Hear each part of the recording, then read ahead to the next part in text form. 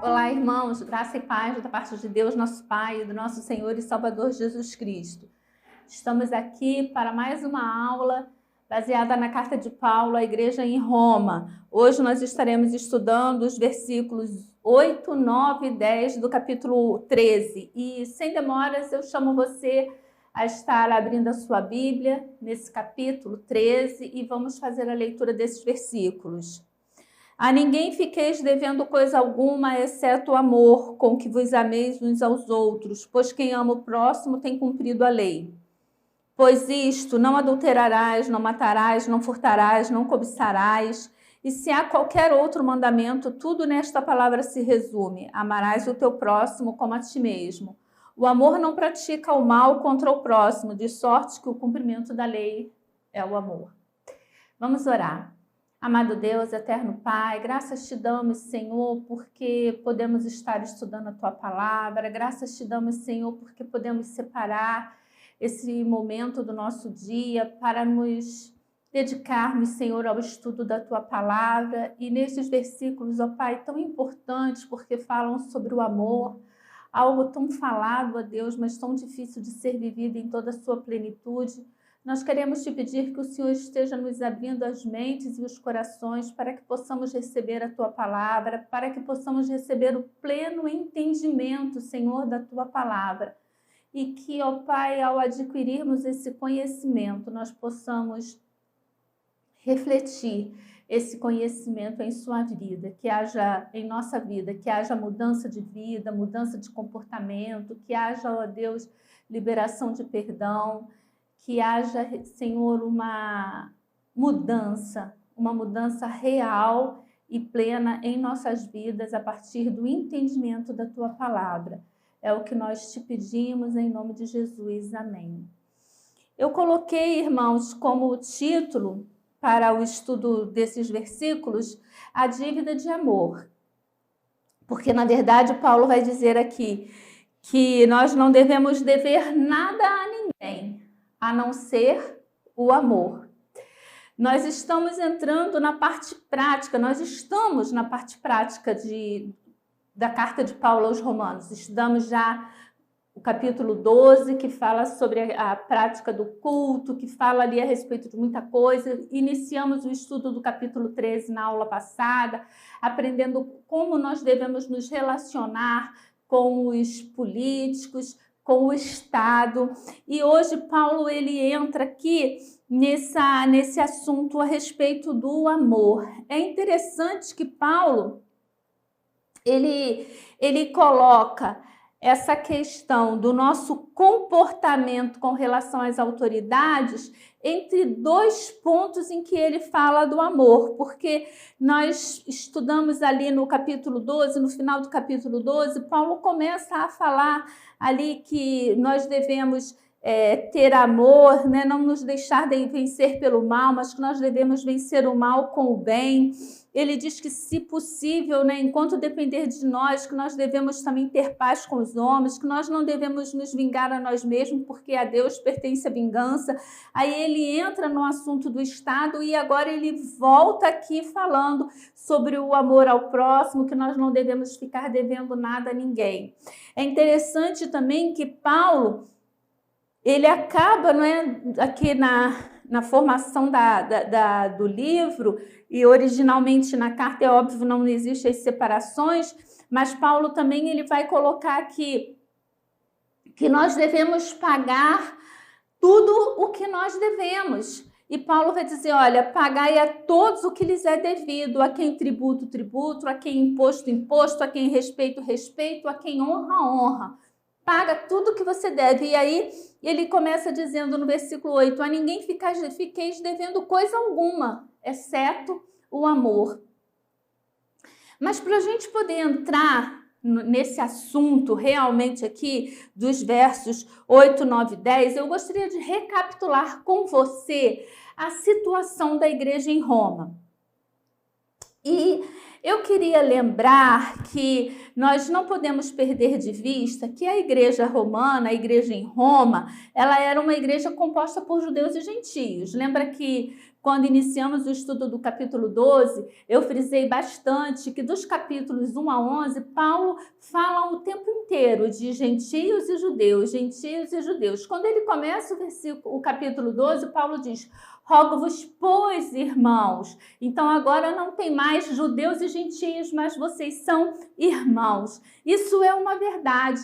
Mas dentro dessa verdade, existe a verdade implícita que não pode ser excluído, que na verdade eram sim judeus e gentios. Eram pessoas de toda uma tradição religiosa judaica, todo um condicionamento para viver debaixo da lei e daquelas regras do judaísmo, e do outro lado, um grupo de gentios oriundos de outras religiões, oriundo de outras regiões, com nível social diferente. Então, era sim um grupo de pessoas muito diferentes. E isso, eu espero que logo faça o paralelo com a sua igreja. Por quê? A nossa igreja, irmãos, ela é formada de irmãos. Nós somos todos irmãos, mas somos diferentes. Somos diferentes uns dos outros. Nós temos dons diferentes, nós temos culturas diferentes, nós somos oriundos de regiões diferentes, de religiões diversas, então nós somos diferentes entre si, mas de repente nós nos juntamos na igreja para formarmos o corpo de Cristo e agora nós somos irmãos. Mas imagina comigo, imagina que a sua igreja, né, que a nossa igreja, a igreja onde você é membro, fosse a igreja em Roma. E naquele domingo, a igreja estivesse resolvendo fazer um café da manhã. Vamos fazer um café da manhã para comemorar o aniversário da igreja, ou vamos fazer um café da manhã para comemorar o Dia dos Pais, que está chegando aí. Enfim, vamos fazer um café da manhã onde cada irmão vai trazer aquilo que quiser, aquilo que tiver, aquilo que puder. Então, na minha casa, gentia, o que eu resolvo levar? Bacon com ovos. Imagine a reação da família judaica ao observar aquela panela, aquela minha vasilha contendo bacon com ovos numa refeição, num partilhar de refeição onde ele estivesse participando. Ele ia, irmãos, ali, né? Ele ia rejeitar, ele ia criticar, ele ia se sentir indignado, ele ia ter repulsa por aquele alimento e por quem participasse ou comesse daquele alimento. Vamos mais adiante. Imagine que lá na igreja, na sua igreja, que é a igreja em Roma, para quem Paulo está escrevendo essa carta, os jovens resolvessem fazer um luau de sexta para sábado. Então, esse luau começaria sexta-feira, 8 horas, e iria até as primeiras horas da manhã do dia de sábado.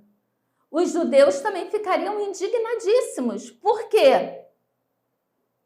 Porque como pode descumprir a lei da guarda do sábado? Como que aqueles jovens poderiam pensar, cogitar, fazer alguma atividade que fosse naquele dia que era reservado para ser o dia do Senhor? Então, esses são 2 exemplos que eu trouxe bem simples, mas eu espero que a sua criatividade e a sua mente te leve a vários outros pensamentos de incompatibilidade que pode existir, que podia existir naquela igreja entre o pensamento judaico e o pensamento gentio, porque apesar deles terem em comum Cristo como o único e suficiente Salvador, existia toda uma diferença, e essa diferença é o que Paulo vai estar nos provando aqui nesses 3 versículos. Ela só pode ser derrubada por meio do amor.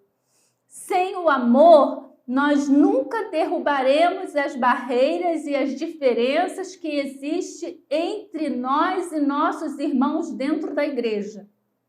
Nós precisamos entender que existem diferenças e que algumas diferenças elas são culturais. Nós acreditamos como se fossem pecados, mas da maioria das vezes é incompatibilidade de pensamento por não aceitarmos as diferenças culturais uns dos outros.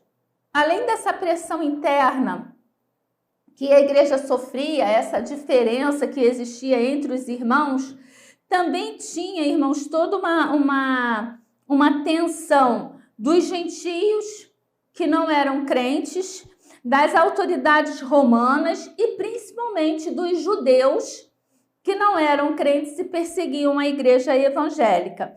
E nessa altura do campeonato, os romanos já começavam a entender que o cristianismo era uma ameaça a Roma. Na primeira parte da carta de Paulo aos Romanos, ele vai estar enfatizando que a lei ela já foi cumprida. Isso é um outro ponto que eu preciso esclarecer com os irmãos para que nós possamos entender bem esses 3 versículos. Na primeira parte da carta, Paulo vai várias vezes enfatizar que a lei já cumpriu o seu papel. E ele vai citar coisas como: a lei já foi cumprida em Jesus. Paulo enfatiza a lei como já tendo sido cumprida em Jesus.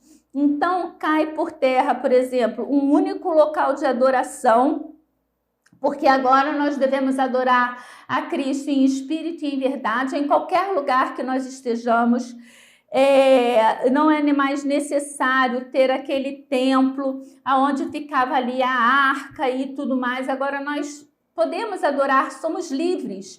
Outra coisa que cai com Cristo, o ponto ali de determinar quem podia e quem não podia entrar no templo. O véu do templo foi rasgado durante a morte de Cristo, ali no ato da morte de Cristo, o véu do templo se rasgou, ou seja, agora todos podiam ter acesso e ver aquilo que se passava ali no Santo dos Santos, que antes ficava aquela cortina, e quem ousasse entrar no Santo dos Santos era morto.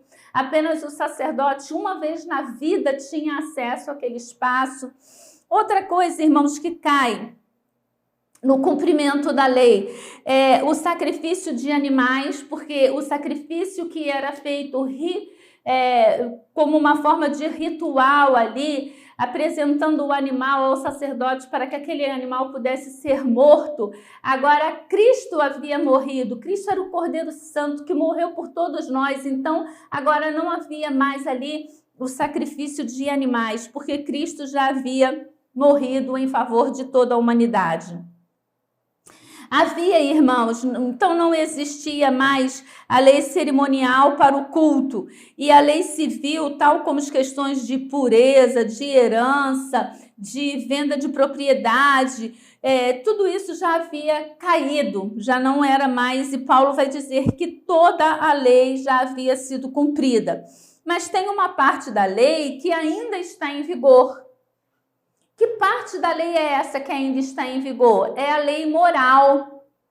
A lei moral que é reduzida nos 10 mandamentos, quando o Senhor fala ali que nós não devemos ter outro Deus a não ser o nosso único e verdadeiro, que nós não deveremos nos prostrar, que nós não devemos tomar o nome de Deus em vão, que nós não devemos adulterar, que nós devemos honrar pai e mãe, que não devemos furtar, não devemos cobiçar. Existe ali 10 mandamentos que compõem a lei moral de Deus. E Paulo está dizendo agora, nesses 3 versículos, que nós devemos continuar cumprindo essa parte da lei.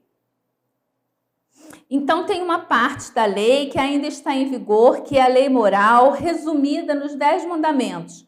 A lei moral, ela tem domínio sobre o homem. O evangelho confirma a lei, ela é eterna, por isso nós nunca conseguimos pagar essa parte moral da lei, nós nunca conseguimos pagar. Nós estaremos sempre em débito e você já vai entender por quê. Nós nunca conseguimos cumprir essa lei. O primeiro ponto que nós devemos entender pelo qual nós não conseguimos cumprir a lei é porque Paulo vai começar dizendo aqui, olha, a ninguém fiqueis devendo coisa alguma. Então, Paulo, ele começa enfatizando que os irmãos daquela igreja em Roma, eles deveriam ser honestos. E quando Paulo está dizendo aqui que eles deveriam ser honestos, ele já enfatizou lá em cima, olha, a quem tributo, tributo, a quem imposto, imposto, a quem respeito, respeito, a quem honra, honra.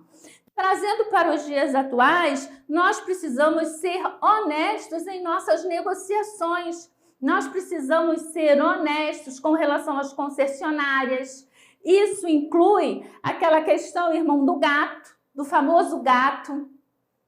Né? Você quer ficar com a casa totalmente climatizada durante o verão no Rio de Janeiro, quando a temperatura atinge lá seus 40, 45 graus, então você liga ali todos os aparelhos de ar-condicionado dia e noite, noite e dia, mas você não quer pagar a concessionária porque você acha um absurdo, porque a concessionária está roubando, porque está na tarja vermelha.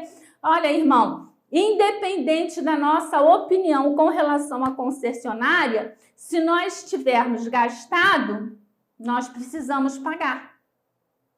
Ou então você se submete a ficar embaixo do ventilador e não com a sua casa totalmente climatizada.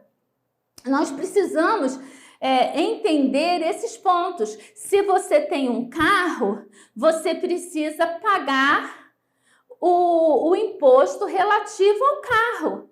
Aqui no Rio de Janeiro, por exemplo, é um absurdo. Por quê? Nós não temos mais a vistoria veicular, mas nós continuamos pagando a taxa, porque quando chega o nosso IPVA, está lá a taxa de vistoria, sendo que a gente não tem mais vistoria.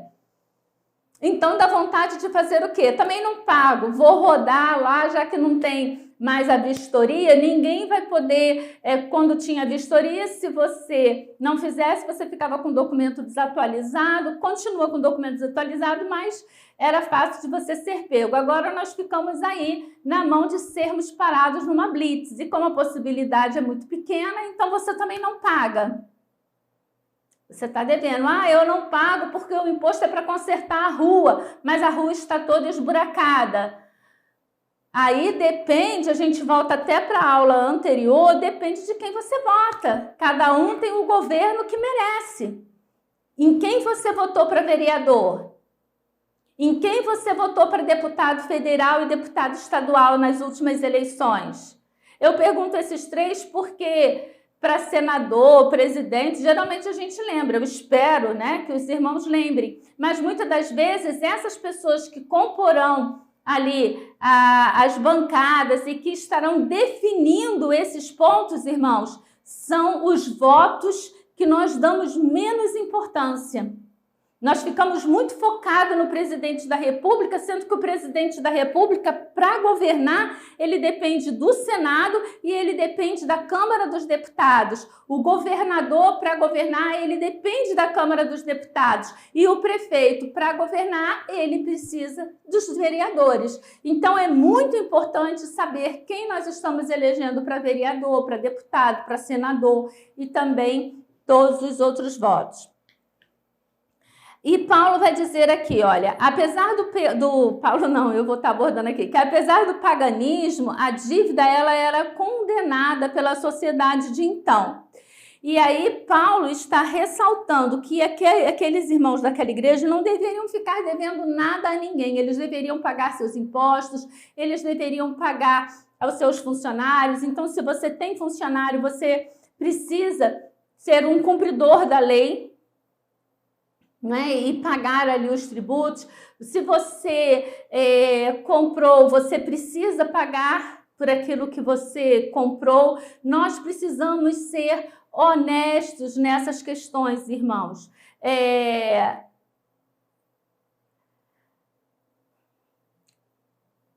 Por que eu estou abordando esses pontos? Porque nós vemos as dificuldades que muitas das vezes nós temos em nossa igreja com a devolução do dízimo. E se a pessoa que se diz crente e é conhecedor de que tudo que ela tem, tudo que ela possui, tudo que ela é e o que ela vier a ser nessa vida depende de Deus, foi dado por meio de Deus, e ela não devolve a parte do dízimo que Deus pede, como que nós podemos crer que essa pessoa vai ser honesta nas suas outras, nos seus outros compromissos? Testemunho. Observe que Paulo aqui, ele não está proibindo os irmãos daquela igreja a fazerem empréstimo. O que ele está ressaltando é que ao fazer o empréstimo, você tem que cumprir com o pagamento daquele empréstimo. E Paulo vai continuar aqui, olha, a ninguém fiqueis devendo coisa alguma, vírgula, exceto o amor. A exceção é o amor. O amor é uma dívida permanente. O amor com que vos ameis uns aos outros. Nós devemos nos amar uns aos outros. E isso é impagável. Nós, por mais que nos esforcemos, por mais que façamos, estaremos sempre em débito nessa questão. No capítulo 12, Paulo já havia enfatizado que o amor não devia ser hipócrita, que o amor devia ser cordial, que o amor prefere os outros a si mesmo, que o amor é humilde, que o amor se alegra com os que se alegram e sofre com os que sofrem. A lei demanda que nós amemos ao próximo como nós amamos a nós mesmos. Nós fomos amados enquanto nós éramos pecadores, injustos, e somos eternamente e estamos eternamente endividados. Por isso nós devemos socorrer o próximo e devemos pagar, e mesmo assim nós continuaremos devendo a ele eternamente. E aí Paulo continua: quem ama o próximo tem cumprido a lei. Como assim? Quem ama o próximo tem cumprido a lei. Se Paulo já havia deixado claro que era impossível para o homem cumprir a lei.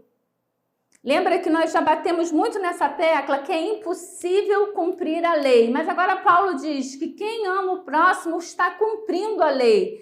O que Paulo está querendo dizer com isso? Até aqui, Paulo estava falando para um público interno. Paulo estava se dirigindo aqui aos irmãos. Agora Paulo começa a dizer o próximo. O amor não pratica o mal contra o próximo. Então Paulo não está mais falando que nós devemos nos amar entre irmãos, o que já é muito difícil.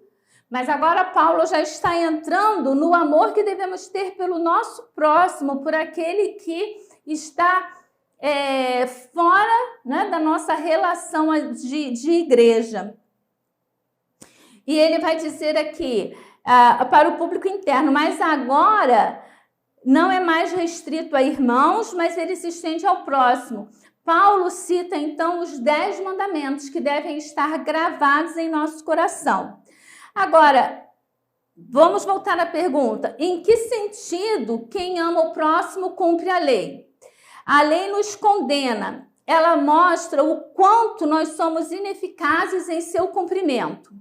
A razão é que a lei, além de nos apontar a cruz, também é a maneira pelo qual nós devemos viver gratos a Deus. E aí eu cito uma frase de Lutero, que eu usei muito durante os estudos dessa carta, onde Lutero afirma, né, que a lei me leva a Cristo para a salvação. Então, a lei, ela me mostra que eu não consigo cumprir, que eu preciso de alguém que me ajude a cumprir aquele mandamento ali. Quando ele diz que eu devo amar o meu próximo como a mim mesmo, eu olho para os meus relacionamentos, eu olho para a forma egoísta, para o meu modo de ser, e eu entendo que eu jamais vou conseguir cumprir esse mandamento, que eu jamais vou conseguir cumprir a lei. Então eu olho para Cristo e eu reconheço que somente Ele é quem pode me capacitar para amar o meu próximo, é quem pode me perdoar os meus pecados. E aí eu chego para Cristo, Ele me perdoa, Ele me limpa dos meus pecados e eu pergunto para Cristo: Senhor, o que eu posso fazer para retribuir todo esse amor que o Senhor tem por mim? E aí Cristo me diz o quê? Cumpra a minha lei. Cumpra a minha lei. Amar o próximo resume o desejo de Deus para todos nós aqui na terra. Então, a frase de Lutero é: a lei me leva a Cristo para a salvação e Cristo me manda de volta à lei para a santificação. O processo da salvação, irmãos, ele entra na justificação. A justificação é um ato único. E depois da justificação, eu entro no processo de santificação. A santificação é um processo diário, é uma busca diária, é uma busca constante. E aqui, em que eu me baseio para buscar a santificação? Na lei do Senhor. A lei do Senhor é perfeita e refrigera a alma, o testemunho do Senhor é fiel e dá sabedoria aos simples. O amor ao próximo resume o desejo de Deus para todos nós aqui na terra. O amor não faz mal ao próximo. Não vou fazer nada que deixe o meu próximo magoado ou entristecido. Quem ama, cumpre os 10 mandamentos. De que forma? Quem ama, cumpre os 10 mandamentos. Porque se eu amo o meu próximo, eu vou respeitar o casamento do meu próximo. Se eu respeito o casamento do meu próximo, eu não vou praticar adultério. Porque eu vou estar respeitando o meu esposo, eu vou estar respeitando a esposa daquela pessoa. Se eu amo o meu próximo, eu vou ser honesta nas minhas negociações. Eu vou verificar o troco e se o troco tiver a mais, eu devolvo o troco. Se eu vejo que eu estou sendo beneficiada em alguma negociação, eu vou lá e revejo a minha negociação. Amar o próximo, irmãos, é isso. É você respeitar, é você entender onde termina o seu direito e começa o seu dever. O seu dever como cidadão. Quando nós vimos aqui, ele diz, não matarás. Quando eu amo o meu próximo, eu não vou desejar mal ao meu próximo. Eu não vou cometer atos que prejudiquem o meu próximo. Eu não vou furtar, eu não vou roubar alguma coisa que pertence ao meu próximo, porque aquilo ali vai entristecê-lo, vai prejudicá-lo. Então, a gente precisa pegar os 10 mandamentos e abrir aquele leque ali, irmãos, apontando as coisas com as quais eu posso prejudicar ao meu próximo. Quem cumpre a lei, quem ama o próximo, cumpre os 10 mandamentos. O amor não pratica o mal contra o seu próximo. Paulo não cita os mandamentos relacionados a Deus aqui no versículo 9. Eles estão implícitos em tudo, porque no amor ao próximo está o amor de Deus. Se eu amo o meu próximo, eu estou cumprindo o mandamento, o segundo mandamento. E eu chego no segundo mandamento quando eu amo a Deus. Então, Paulo aqui, ele não precisou citar. E nem precisou citar todos os mandamentos. Paulo também não coloca os mandamentos aqui numa ordem como está lá no livro de Êxodo. E isso aqui não tem. Ele foi colocando ali conforme ele ia lembrando ali na sua escrita, eu fui redigindo, mas ele vai falar, não é que se qualquer outro mandamento, tudo nessa palavra se resume, que é amarás o teu próximo como a ti mesmo. E aí ele vai falar, de sorte que o cumprimento da lei é o amor. A expressão do amor chega ali, Paulo chega então na conclusão dessa parte, dizendo que o amor não pratica mal ao próximo, de sorte que o cumprimento da lei é o amor. Nós que fomos justificados, nós somos movidos pela gratidão e por isso obedecemos à lei. Então, irmãos, nesse texto aqui, nós tiramos como lição que nós não somos mais condenados pela lei. Contudo, a lei é a nossa regra de conduta e fé. A lei moral de Deus é a nossa regra de conduta e fé. O amor, ele não é um sentimento. O amor é obediência à lei e respeito ao próximo. Prestou atenção? O amor não é um sentimento. O amor é obediência ao próximo, é obediência a Deus e respeito ao próximo. Mesmo que eu não goste, eu preciso amar e respeitar o meu próximo. É uma dívida que depois de paga eu continuo devendo. Isso é o amor. Né? Você não consegue pagar o principal, você fica pagando apenas os juros e nunca consegue ali liquidar com o valor principal. Isso é o amor. Por mais que você faça, você continuará sempre devendo. O amor não é sexo, não é paixão. Amor é atitude e respeito ao próximo. Isso é o amor e isso é o que Deus diz que nós devemos cumprir, seguir e obedecer. Eu espero ter te abençoado durante esse estudo. Espero que você aperfeiçoe os seus estudos, que você vá lá, que você leia os 10 mandamentos, que você pense no seu comportamento e na sua atitude, assim como eu tenho feito. Tem muita coisa que eu preciso consertar, tem muita gente que eu preciso aprender a amar. Que Deus tenha misericórdia de todos nós e que a sua graça nos alcance, para que nós possamos realmente nos converter dos nossos maus caminhos. Amém.